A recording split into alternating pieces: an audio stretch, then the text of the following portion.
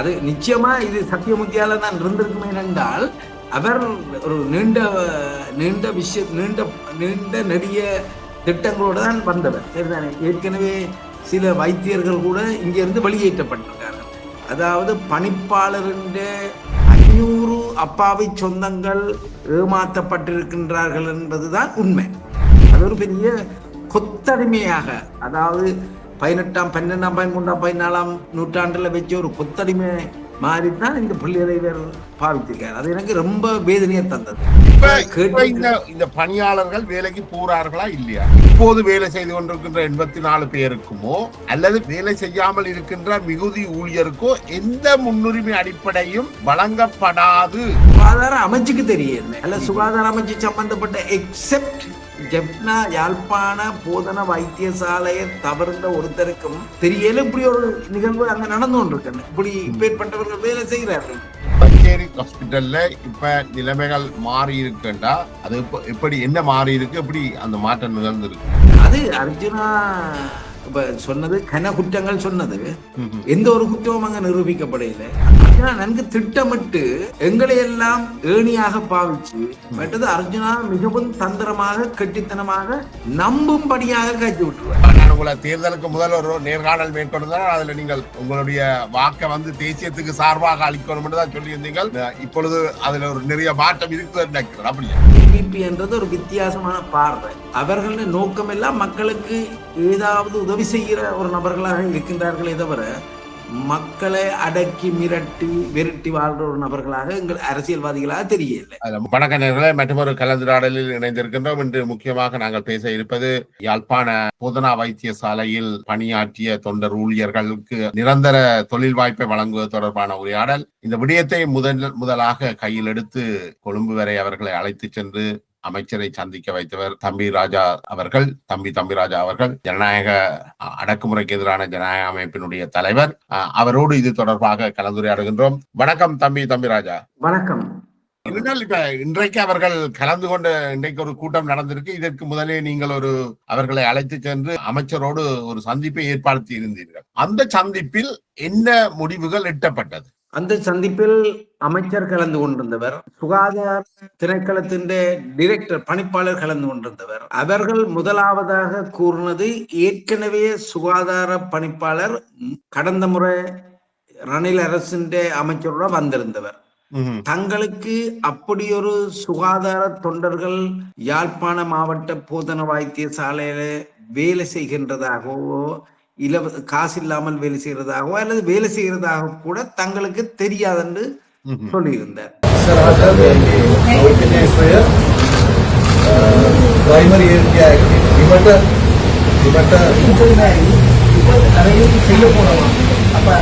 எல்லாரும் சின்ன சின்ன இடங்கள் எல்லாம் பார்க்கக்கூடிய மாதிரி செய்ய போனோம். अपना हॉस्पिटल के वितरण वैकेंसीज तब होता है तीन के तीन तब कोटी प्रमाण है யாழ்ப்பாண ஆஸ்பத்திரியில் பொருட்கள் வேகன்சிஸ் தான் இருக்கு. அது மட்டுமில்லாமல் அவர்கள் அங்க நிறைய நாங்கள் பேசியிருந்தோம். அப்போது அமைச்சர் எங்களுக்கு கூறிய உறுதிமொழி 300 பேர் தான் இந்த சுகாதார தொண்டர்களாக வேலை பணியாற்றுகின்றார்கள். ஆனா அது திருப்பி இங்க வந்தா பிறகு திருப்பி நான் இங்க வந்தா பிறகு 500 பேர் என்ற மாதிரியும் கதை இருந்திருக்கு. அப்ப கிட்டத்தட்ட 500 அப்பாவி சொந்தங்கள் ஏமாற்றப்பட்டிருக்கின்றார்கள் என்பதுதான் உண்மை. ஆனா இப்ப கிட்டத்தட்ட அவர்கள் இந்த இன்றைக்கு நடந்த சந்திப்பில டிசம்பர் 23ஆம் தேதி இன்று அர்ஜுனாவோடும் போய் சந்திச்சிருக்கின்றார்கள். அதே உங்களோடு வந்தவர்கள் அவர்கள் கிட்டத்தட்ட 170 என்றுதான் கணக்கு சொல்லி இருக்கிறார்கள். அப்ப கிட்டத்தட்ட அது 300 பேர் வரைக்கும் தான் அது அங்க தொண்டர் நியமனங்கள்ல இருந்திருக்கிறார்கள். அப்படித்தானே? இல்ல, 500 பேரு கிட்ட இருந்திருக்கணும்.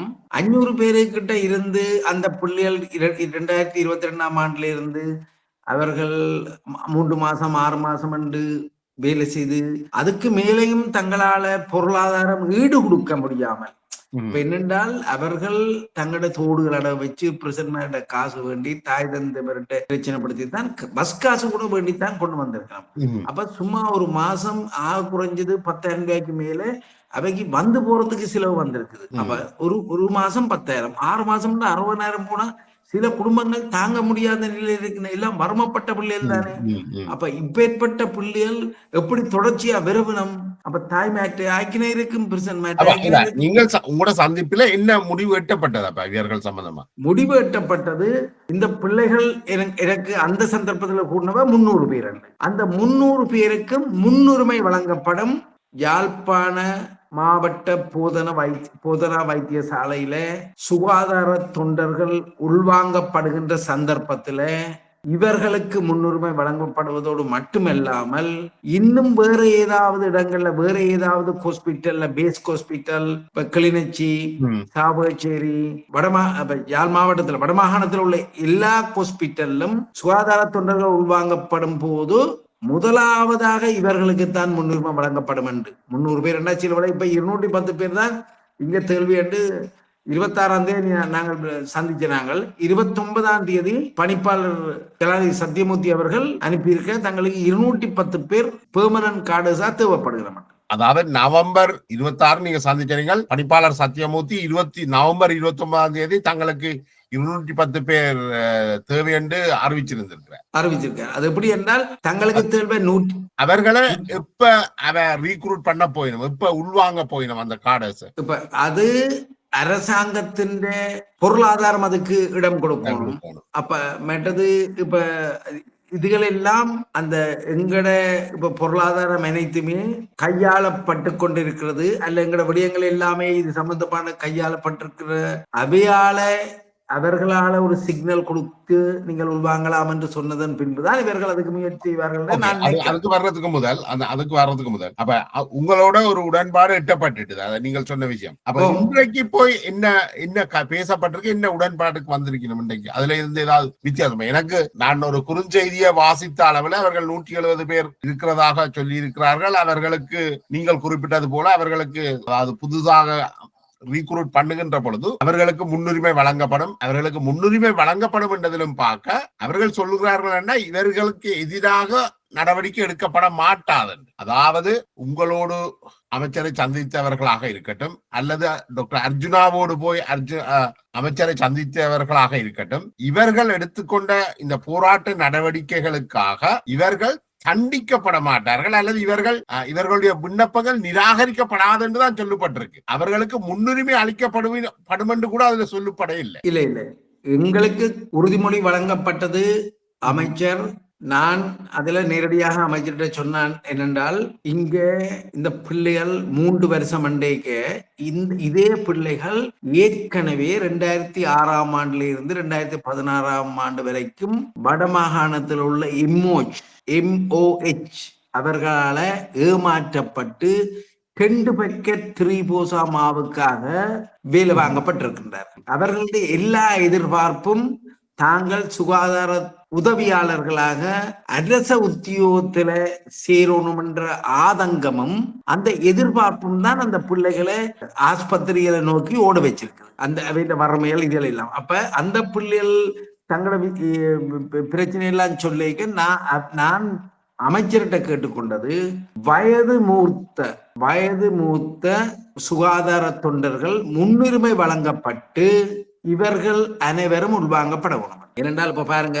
210 சில வேளை 250 தொண்டர்ஸ் தான் இருக்கணும் என்றால், இப்ப உண்மையாகவே அந்த பிள்ளைகள் சொல்லுது உண்மையாகவே 500 பேர் என்று. இதாவது யாழ்ப்பாண மாவட்ட போதனா வைத்தியசாலையில எதிர்பார்ப்பு வழங்கப்பட்டு உள்வாங்கப்பட்ட சுகாதார உதவியாளர்கள் ஒட்டுமொத்தமாக 500 பேருக்கு கிட்ட இருக்கணும். அதான் உண்மை. அப்ப இவ சொன்னது நாங்க 210 இப்ப வேகன்சிஸ் இருக்குன்றால் இதுல அந்த வயது மூத்தாக்களை நாங்கள் உள்வாங்கிக்கு என்ன நடக்கும் என்றால், இப்ப 19 வயசு பொடியனும் இருக்கிறார் இதுல. அப்ப அவைக்கு சில வேளை அடுத்த முறை ஒரு 50-100 பேரைக்கு அதுக்குள்ள உள்வாங்கலாம். ஏன்னா அவைக்கு டைம் இருக்கும். ஆனா இப்ப வயது ஒரு 40-39 வயசு பிள்ளைகளை இப்ப கட்டாயம் உள்வாங்கினாத்தான் அவைக்கு தான் முன்னுரிமை வழங்கணும். அப்பதான் அவை எல்லாரும் இந்த சுகாதார உதவியாளர்களாக உள்ளுக்கு வேலை வாங்கப்பட்ட அனைவருக்கும் இந்த இதுல கிடைக்கும். இப்ப என்ன இதுல உள்ள சிக்கல் என்னென்றால், இவர்கள் எப்படியான பணியிலே அங்க இருந்தவர்கள் இவ்வளவு காலமும் இவர்கள் இப்ப என்னென்றால் இங்க முக்கியமா சொல்லணும் என்னென்றால், இவர்கள் ஆபரேஷன் தியேட்டர்ல அந்த ஆக்களை கொண்டு போய் ஆபரேஷனுக்கு விட்டு அப்ப தியேட்டர்ல திருப்பி ஆக்களை கொண்டு போய் பெட்டுக்கு விடுறது, கொண்டு போறது, மற்ற அங்க அவர்களுக்கு தேவையான விஷயங்களை எடுத்து கொடுக்கறது, இந்த விஷயம் அவே ஒரு கிட்டத்தட்ட ஒரு நர்ஸ் அட்டெண்டன்ஸ் செய்கிற வேலையை தான் செய்திருக்கணும்.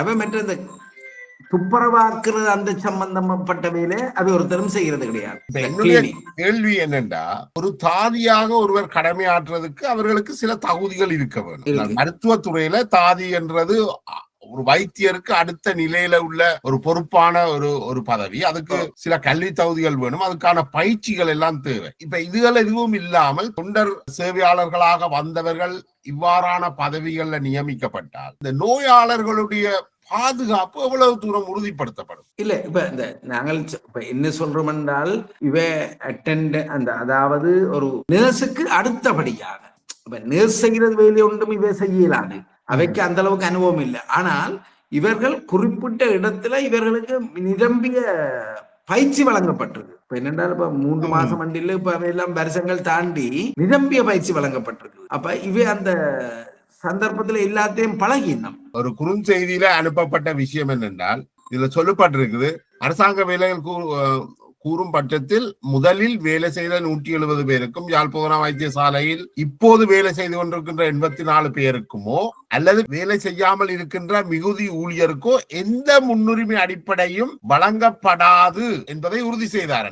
இது அவர்கள் எழுத்துப்பிழையாக இல்ல இது என்னென்னால் முன்னுரிமை வழங்கப்படாது என்றதுதான் சொல்லப்பட்டிருக்கு.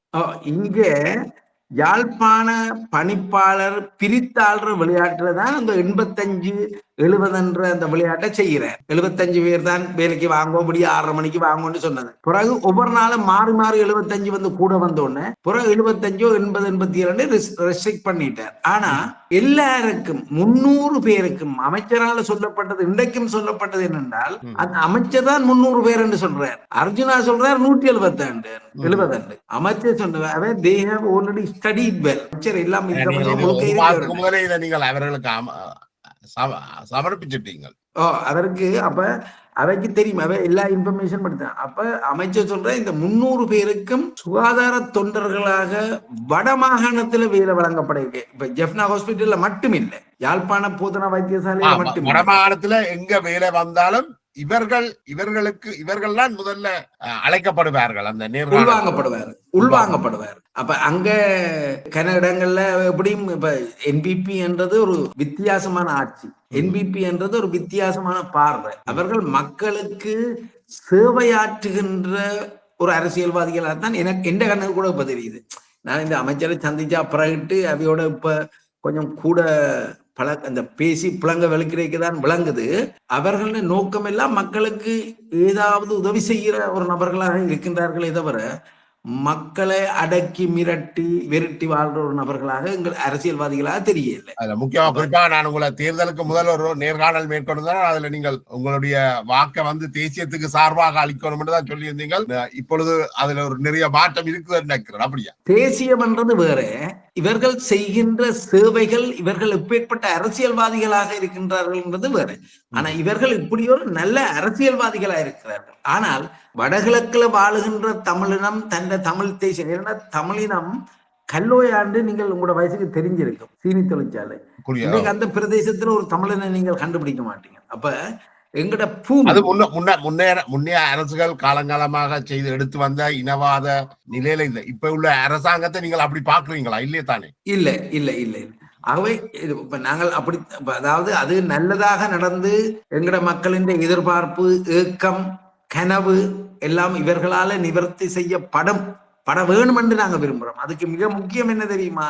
தமிழ் மக்கள் சார்பாக இன்று வரைக்கும் அரசியல்வாதிகளாக இயங்கிக் கொண்டிருக்கின்ற அனைவரும் ஒருமித்து ஒன்றாக வேலை செய்கிறார்கள். ஒருமிக்கிறார்களோ இல்லையோ மக்கள் நலன் சார்ந்து செயற்பட வேண்டும். அதான் மிக முக்கியம்.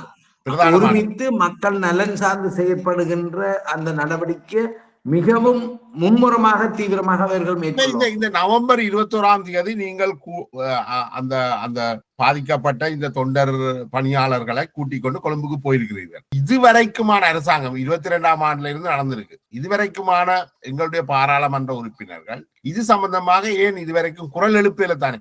அதுவும் உங்களுடைய அதுல இந்த பாராளுமன்ற உறுப்பினர்கள் பெரும்பாலும் உங்களுடைய நல்ல நண்பர்களாகவும் இருந்திருக்கிறார்கள். கஜேந்திரகுமார் பொன்னம்பலம் ஆகட்டும், சித்தார்த்தன் ஆகட்டும், இவர் ஸ்ரீதரன் ஆகட்டும், உங்களுடைய நண்பர்களாகவும் இருந்திருக்கிறார்கள். இவர்களே அதை செய்யலை என்று நீங்கள் நினைக்கிறீங்க? இல்ல, இது என்னண்டா, இது இப்ப உண்மையாவே என்னென்றால் இவர்கள் பாராளுமன்ற எலெக்ஷனுக்கு முன்னுக்கு இபிடிபிக்கு போஸ்டர் கொடுக்கத்தான் போயிருக்கணும். ஆனா இபிடிபி அவர்களுக்கு போஸ்டர் கொடுக்கிறது ஒரு நாளைக்கு 1000 ரூபாயும் சாப்பாடும் கொடுத்துருக்குது.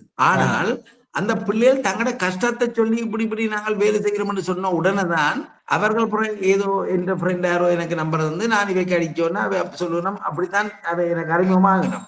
அப்ப அவர்கள் வந்து அப்பதான் கருத சொல்லணும். அப்பதான் எங்களுக்கே தெரியுது இப்படி ஒரு நடக்குது. இப்ப பாருங்க, சுகாதார அமைச்சுக்கு தெரியல, அல்ல சுகாதார அமைச்சு சம்பந்தப்பட்ட எக்ஸெப்ட் ஜெப்னா யாழ்ப்பாண போதன வைத்தியசாலையை தவிர்ந்த ஒருத்தருக்கும் தெரியல இப்படி ஒரு நிகழ்வு அங்க நடந்து கொண்டிருக்கு. இப்படி இப்பேற்பட்டவர்கள் வேலை செய்கிறார்கள்.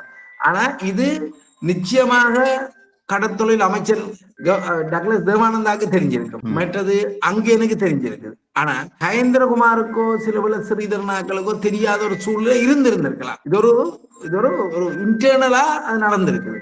கடைசியில அதுல 75 புள்ளிகளை அதுல ஒரு சரவண பவன் இந்த பிள்ளைப்பரு பாட்டுக்கு பொறுப்பா இருக்கு அந்த விஓஜி டாக்டர் தான் தண்ட பொக்கெட்ல இருந்து 5-6 பேருக்கு காசு கொடுக்க வலிக்கிட்டதன் பின்னர் தான் அப்புறம் அந்த நலன்புரி சங்கத்துல, இந்த யாழ்ப்பாண நலன்புரி அந்த சங்கத்தில இருந்து 75 பேருக்கு காசு கொடுக்க வந்திருக்கணும். அதுவும் என்ன செய்யிருக்கோம், தொடர்ச்சியா 20 நாள் வெறும், அதுக்கும் தொடர்ச்சியா 20 நாள் வந்தால் ஜனவரி மாச காசு பங்குனி மாதம் கொடுத்திருக்கணும், இப்ப டிசம்பர் மாச காசு ஏப்ரல்ல கொடுத்துருக்கணும். ஆனா இப்ப இந்த புள்ளிகள் இப்ப கொழும்பு போய் வந்த அப்புறம் ஒரு காசும் இல்லையா, எல்லாம் நிப்பாட்டிடும். அப்ப இது அப்ப கிட்டத்தட்ட அவர்களுக்கு ஒரு மறைமுகமான தண்டனை ஒன்றை மருத்துவமனை வழங்குது பணிப்பாளர். அப்படித்தான் நினைக்கிறேன். இல்ல, அந்த அந்த தண்டனை விளையாட்டு தான் அந்த 3 நாள் இவருக்கு சார்பான ஆக்களை வச்சு அவைய திருப்பி 3 லட்சம் செலவழிச்சு கொழும்பு அனுப்புனதும், அப்புறம் திருப்பி வந்து அவைக்கு பட்ஜ் 75 பேருக்கு போதுமென்று சொல்றதும். அப்ப 75 பேர் போதுமென்றால் எப்படி 300 பேரை படிப்பாளர் உள்வாங்கி இருந்தது தானே. யாழ்ப்பாண அபிவிருத்தி, இந்த மருத்துவமனைகள் ஒவ்வொன்றுக்கும் ஒரு அபிவிருத்தி குழு இருக்குது. இவர்களுடைய பணி என்ன? இவர்களுக்கு இதுகளை பற்றி தெரியுது இல்லையா, என்ன நடக்குதுன்றதை பற்றி? இவர்கள் எல்லாம் என்ன நடந்திருக்குன்னா பாருங்க, அங்க ஒவ்வொரு இடங்களிலும் படிப்பாளர் இருக்கணும். அவ டாக்டர்ஸுக்கு தலையாட்டி போட்டு போறாக்களாத்தான் அவை வச்சிருக்கணும். ஒரு நல்ல செயற்பாட்டாளர்கள், மற்றது நல்ல இந்த மக்கள் சம்பந்தப்பட்ட பிரச்சனையில அக்கறை உள்ள ஆக்களை இவை உள்வாங்குறீங்க. அதாவது அங்க உள்ள பணிப்பாளர் அவருக்கு நிச்சயமா போசகராக இருப்பார், இல்ல தலைவராக இருப்பார். அவருக்கு தலையாற்ற ஆக்கள் இருக்கிறபடியாத்தான் அங்க ஒண்ணு நடக்குது இல்லைன்னு நினைக்கிறேன், சார்பான ஆக்கள். இல்ல, நாங்க இந்த அபிவிருத்தி குழு வந்து அவைக்கு இதுகள் ஒன்றும் தெரியாதா? இங்க யாழ்ப்பாண மருத்துவமனையில் நடக்கிற பிரச்சனைகள் ஒன்றும் தெரியாதா? அந்த அபிவிருத்தி குழுல நீங்கள் இருக்கிறீங்களா? நான் இல்லை, அப்படித்தான் நினைக்கிறேன். ஏனென்றால் என்ன அப்படி நான் இப்ப சொல்றேன் என்னென்றால், அதாவது பணிப்பாளர் தனக்கு வசதியான ஆக்களை உள்வாங்கி அதுக்குள்ள ஒரு அபிவிருத்தி குழுவை வைக்கிறது. அப்படித்தான் எல்லா ஆஸ்பத்திரிகளும் அப்படி இருக்குன்னு நினைக்கிறேன். ஆனா போன முறை இந்த சாவச்சேரியில பிரச்சனை வந்தா பிறகு அமைச்சர் டக்ளஸ் தேவானந்தா வரைக்கும் எந்த ரிக்வெஸ்ட் என்னவா இருந்தேன்னால், ஆஸ்பத்திரி குறுக்கிய அபிவிருத்தி குழு அது ஒரு யாழ்ப்பாண ஆஸ்பத்திரி வைத்தியசாலையில் அபிவிருத்தி சபையாக, டெவலப்மெண்ட் சபையாக மாறுற மாத்திரம் இல்லை, அந்த யாழ்ப்பாண மாவட்டத்தில் அல்ல யாழ்ப்பாணத்தில் உள்ள அந்த வர்த்தக சங்கத்தின் பிரதிநிதிகள் 2-3 பேரும் உள்வாங்கணும். ஏனென்றால் அவதான் எங்களுக்கு உதவி செய்ய நல்ல வசதியான ஆக்களை உள்வாங்கிட்டோம் என்றால் அவையே தங்களை இதுக்கு வேண்டிய தருவணும். ஆஸ்பத்திரியே அதோட தேவைய வசதியை உருவாக்குறதுக்கு நல்ல ஆக்களை உள்வாங்கணும். மற்றது யாழ்ப்பாண மாவட்ட ஆஸ்பத்திரியை பொறுத்த வரைக்கும் எல்லா ஊர்ல இருந்தும் ஒரு நல்ல ஆக்களை தெரிவு செய்யப்பட்டு எலெக்ட் பண்ணி எடுக்கணும். இந்த அபிவிருத்தி குழுக்கள் பெரும்பாலும் அங்க இருக்கிற மருத்துவ பணிப்பாளரால தான் உருவாக்கப்படுகிறோம் என்று சொல்றீங்களா? ரைட், அப்படித்தான். அது நிச்சயமா இது சத்தியமுத்தியால தான் இருந்திருக்குமே என்றால், அவர் ஒரு நீண்ட நெடிய திட்டங்களோட தான் வந்தவர், சரிதானே. ஏற்கனவே சில வைத்தியர்கள் கூட இங்க இருந்து வெளியேற்றப்பட்டிருக்கார்கள். அதாவது பணிப்பாளரின் ஒத்துழைப்பின்மையால நாங்கள் 2001 இருந்து 2006 வரைக்கும் லையர் பிளைட் சர்வீஸ் நடந்தேன். அப்ப உமாபதி என்று திருவோணமலையில இருந்து யாழ்ப்பாணம் வந்து சேவையாற்றினவர். அவர் தன் கொழும்பு யாழ்ப்பாணம் போறதுக்கு எங்கட பிளைட்டை தான் பாவிக்கிறார். அப்ப கூட கஷ்டப்பட்டு வந்திருந்தவர் இறுதியில அவர் இங்கே இருந்து இந்த தனக்குரிய வசதிகள் ஒழுங்கா இந்த ஆபரேஷனுக்கு இந்த முன்னுரிமைகள் அந்த செய்யல என்ற காரணத்தாலதான் அவர் விட்டுட்டு போனார். ஆனா அவரை மாதிரி ஒரு முறிவு நெறிவு வைத்தியர் இல்ல, கன பேர் தேடி போறது. இங்க இருந்து கூட இப்ப போகணும் சேனல் பண்றது கொழும்புக்கு. ரவிராஜ் கீழே வேலை செய்தவர். அப்படி கனவே இன்னும் ஒரு ஆள் போயிருக்கார் இவ்வாறான பல முகுந்தன். பல்வேறு குற்றச்சாட்டுகள் இருக்குது. அவர் நிறைய குற்றச்சாட்டுகள் அவர் மறுத்தும் இருக்கிறார். இது உண்மையிலேயே ஆராயப்பட வேண்டும். அதுக்கான ஒரு சுயாதீன விசாரணை குழு ஒன்று அமைச்சுத்தான் இதுகளை செய்ய வேண்டும். இதுக்கான அழுத்தங்கள் வழங்கப்பட்டிருக்கா? நான் முதலாக மினிஸ்டர்கிட்ட அமைச்சரை சந்திக்க நான் முதல் இவை சம்பந்தமாக கதைக்கிறதுக்கு முதலே மினிஸ்டர் கேட்டது. நீங்கள் எந்த அமைச்சரை பற்றி இப்ப கேட்கிறீங்க? நலிந்த ஜெயதீஷ். இப்ப தற்போதைய சுகாதார அமைச்சர் நலிந்த ஜெயதீஷ் அவர்கிட்ட நான் வேண்டுகோள் விட்டது, முதலாக யாழ்ப்பாண ஆஸ்பத்திரியில இது ஒரு அநியாயம், எங்கட பிள்ளைகளுக்கு நடந்தது என்னால தாங்கக்கூடிய அதை ஏற்றுக்கொள்ளக்கூடிய நியாயமாக இல்லை. அது ஒரு பெரிய கொத்தடிமையாக, அதாவது 18ஆம் 12ஆம் 13ஆம் 14ஆம் நூற்றாண்டுல வச்சு ஒரு கொத்தடிமை மாறித்தான் இந்த பிள்ளைகளை இவர் பாவிச்சிருக்காரு. அது எனக்கு ரொம்ப வேதனையை தந்தது. விசாரணை குழுவுக்கு அமைச்சர் நலிந்த ஜெயதீஷ உடன்பட்டிருக்கிறாரா? இல்ல, நான் முதல் சொன்னான் இது உடனடியாக இவர் ஒரு நிரந்தரமா இங்க இருக்கிறார், ராஜித தான் இதுக்கு செய்திருக்கிறார், நீங்க ஒரு அமைச்சின் ஊடாக ஒரு பிரேரணை கொண்டு வந்து இவரை முதல் நிரந்தரமா இல்லாமலாக்கி இவரை மாற்றின பிறகு தான் அவருக்கு எதிரான. ஏனென்றால் ஏற்கனவே இந்த அமைச்சர் பாராளுமன்ற உறுப்பினராக இருக்கிற பவானந்த ராஜா இவருக்கு எதிராக ஒரு முறைப்பாட்டை கொடுத்து முதல் காணி யாழ்ப்பாணம் மேலதி அரசாங்க அதிபராக இருந்த காணிக்கு பொறுப்பாக இருந்த முரளிதரன் அவர்கள் அந்த விசாரணையை விசாரிச்சு அவ்வளவும் கொடுக்கப்பட்ட முறைப்பாடுகள் எல்லாம் உண்மை என்று விசாரணை அறிக்கையே கொடுத்தவர். அந்த அறிக்கையவே இன்றைக்கு காணவில்லை. இது சம்பந்தமாக பவானந்தராயா சொல்லித்தான் எனக்கு அப்படி ஒரு விஷயம் தெரியும். நான் முரளியவர் இப்ப அவர் ஜிஏ இருக்காரு கிளிநொச்சிக்கு, அவர் கேட்க அவர் தான் கண்டு இது கம்ப்யூட்டர்ல இருந்தா எடுத்து தர்றோம்னு பார்த்தவர். ஆனா அவர்கிட்ட இல்லை. அவர் அதாவது அறிக்கை தன்னை விசாரணை செய்து அறிக்கை சமர்ப்பிச்ச இன்றைய கிளிநொச்சி அரசாங்க அதிபரிட்டும் இல்லையா, தன்னிடம் இல்லை என்றார். அப்ப பவானந்தராயா சார்கிட்ட தான் பவானந்தராயா மருத்துவர்கிட்ட கேட்க சொன்னா அவரும் தன்னிட்ட இல்லையா. அப்ப அங்க கொடுக்கப்பட்டிருக்கங்க பணிப்பாளர்கிட்ட அது அறிக்கையை இப்ப காணில். ஒரு ஆளை பற்றி விசாரணை செய்தால் அந்த அறிக்கையை நீங்கள் அவர்கிட்ட மட்டும் கொடுத்துட்டு காணலைன்னா என்ன அர்த்தம்? அப்ப இதுக்கு நிச்சயமா கிளிநொச்சி அரசு அதிபர் முரளிதரன் அதுக்கு பதில் சொல்லணும். ஏனென்றால் எப்படியும் கம்ப்யூட்டர்கிட்ட இல்லை, தான் கம்ப்யூட்டர் கொடுத்தேன்னு சொன்னவர். நானும் அது I was weighted for that, அதுவும் கிடைக்க இல்லைன்னு நான் புறம் ஒன்றும் செய்யல. நான் கொஞ்சம் இவர் பாராளுமன்ற உறுப்பினரா வந்துட்டாரு தானே பவானந்தராயா, அப்ப அவர் அது சம்பந்தமாக ஒர்க் பண்ணத்தானே வேணும். அவர் அந்த விஷயத்தை தேடணும். இல்லாட்டா பவானந்தராயாவுக்கு எதிராகவும் நாங்கள் இவரும் இந்த குற்றச்சாட்டுல ஈடுபட்டிருக்க. நீங்கள் இந்த மருத்துவர்களுக்கு எதிராக மேற்கொள்ளப்படுகின்ற இவ்வாறான முயற்சிகள் டாக்டர் அர்ஜுனா சாவகச்சேரியில ஆரம்பித்து வைத்த பிரச்சனை அப்படியே மன்னாருக்கு பரவி மருத்துவர்களுக்கு எதிரான ஒரு எதிர்மறையான எண்ணப்பாட்டை தோற்றி வச்சிருக்கிறதாகவும், இதால மருத்துவர்கள் வெளியேற முற்படுகிறார்கள் அல்லது மருத்துவ சேவையை வழங்குற விரும்புகிறார்கள் இல்லைன்னு டாக்டர் சத்தியமூர்த்தி தன்னுடைய நேர்காணல்கள்ல குறிப்பிட்டு வார. உண்மையிலேயே இதுவும் ஒரு ஆபத்தான சூழல் தானே. இது பேரானந்தராயா மருத்துவர் பேரானந்தராயா பர்த்டேக்கு போயிட்டு தான் என்டி ஆபீஸுக்கு வந்து பவானந்தராயா என்னை சந்திச்சு இந்த விஷயத்தை சொன்னவர். இது எத்தனையாம் ஆண்டு நடந்தது? இப்ப இந்த வருஷம்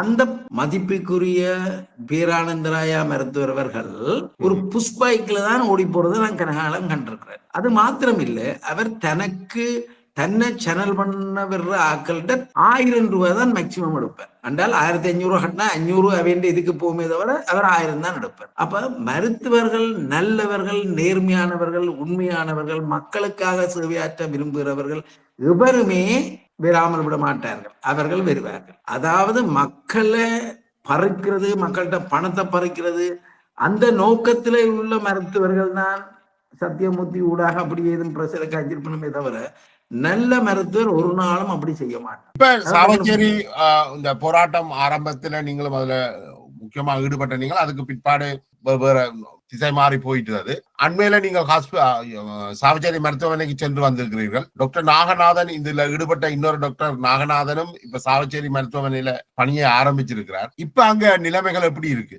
மிகவும் சிறப்பாக இருக்கு. மக்கள் திருப்திகரமா போய் வருகணும், எந்தவித பிரச்சனையும் இல்லை. ரஜீவ் தான் அங்க இப்ப அதுக்கு பொறுப்பா இருக்கிறார். மிக சிறப்பா இருக்கு. இன்றைக்கு நான் போனேன், எனக்கு கூட மருந்து எடுத்துறேன். அங்க இந்த பிரச்சனைகள் எல்லாம் எப்படி இந்த குறுகிய காலத்துல அது எப்படி நிலைமை மாறிச்சு, என்ன நடந்தது? அப்ப என்னென்னால்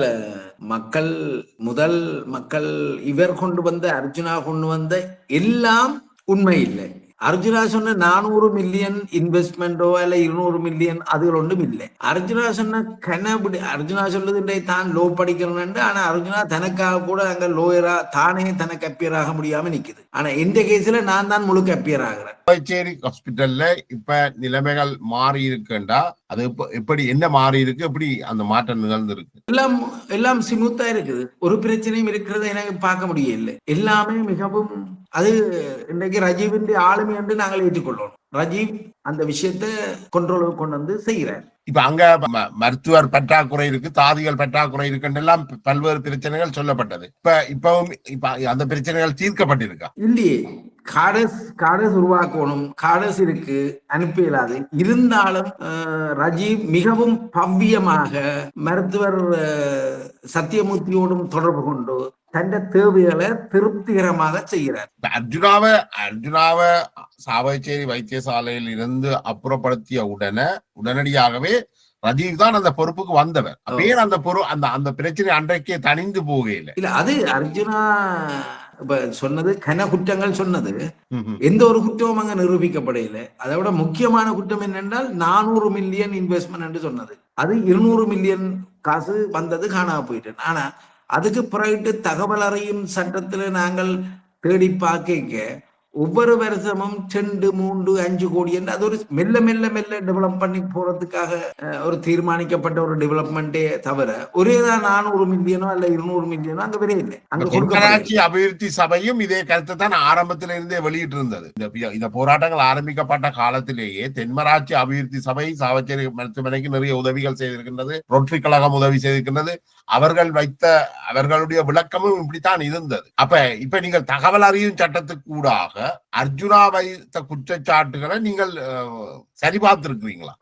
தேடி பார்க்க அர்ஜுனா வச்ச குற்றச்சாட்டுகள் எல்லாம் அர்ஜுனா நன்கு திட்டமிட்டு எங்களை எல்லாம் ஏணியாக பாவிச்சு இந்த ஒரு எழுச்சி தானே இவர் வந்துட்டாரு இப்படி என்னன்னு எல்லாரும் ஆச்சரியப்படுறதானே.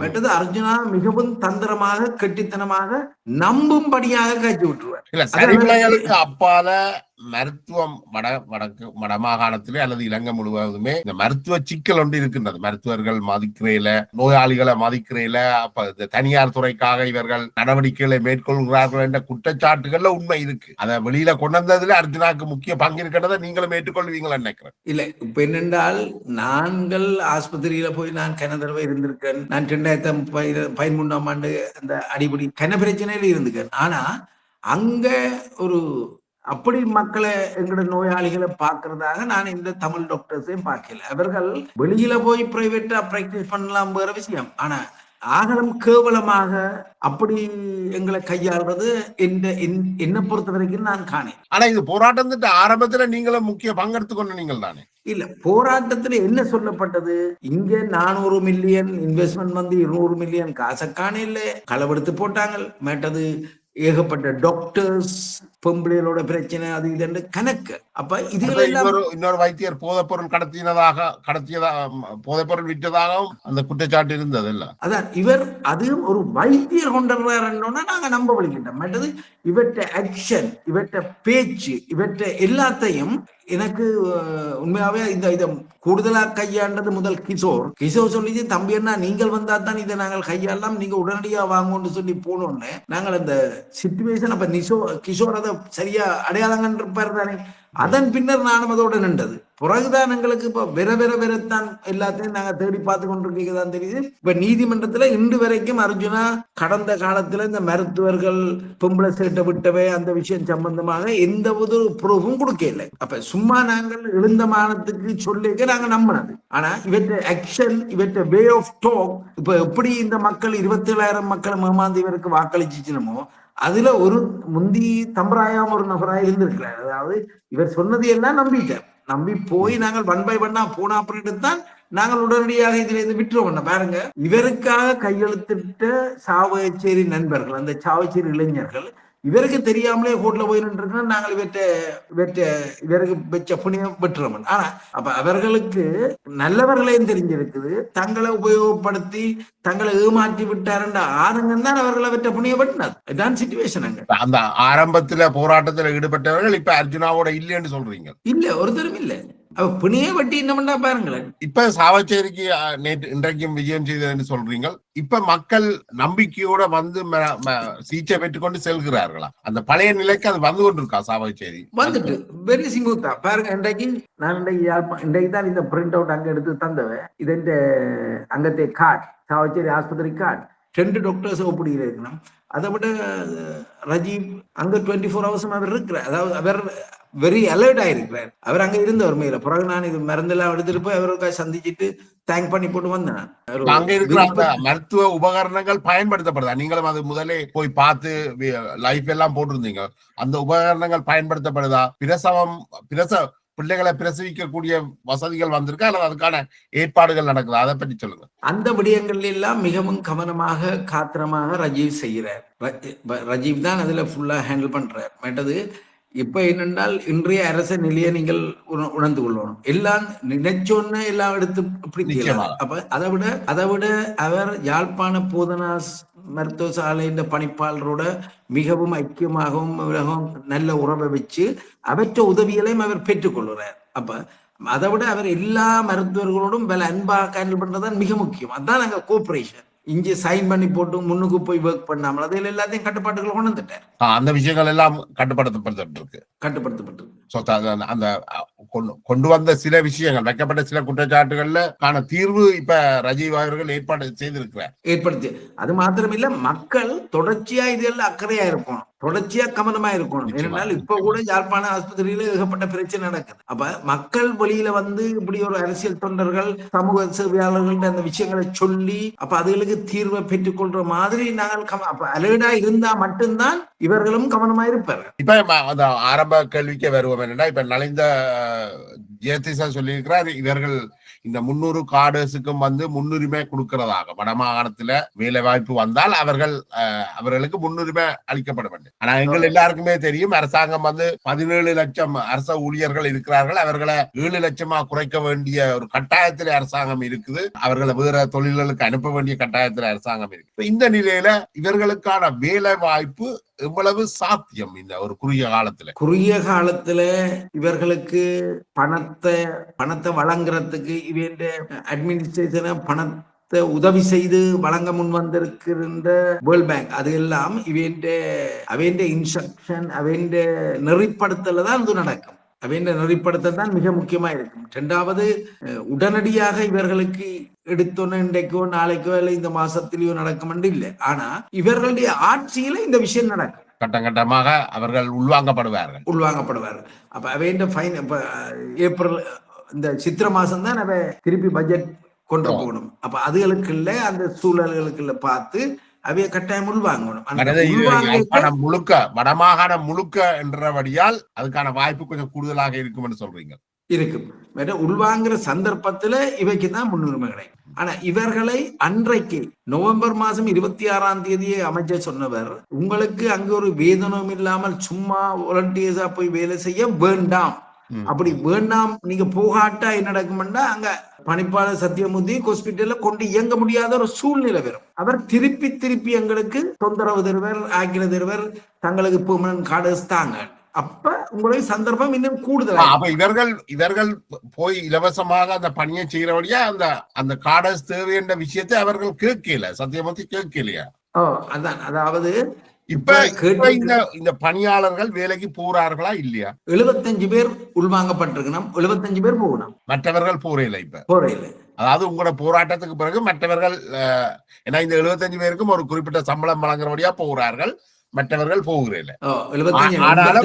ஆனாலும் வேலை வாய்ப்பு என்று வருகின்ற பொழுது அவர்களுக்கும் முன்னுரிமை அளிக்கப்படும். 300 பேருக்கு முன்னுரிமை அளிக்கப்படும். ஆனா இந்த 75 பேரும் போகாட்டால் சத்தியமூர்த்தி ஒரு இக்கட்டான சூழ்நிலைக்கு தள்ளப்படுவார். அப்ப இவர்களுக்கு ஒரு சரியான ஒரு 75 பேர் தேர்வு என்றால் வாலண்டியர்ஸா இருந்தாலும் பாருங்க, 40 பேரு சத்தியமூர்த்தி எடுத்துக்க 2500 சம்பளம்.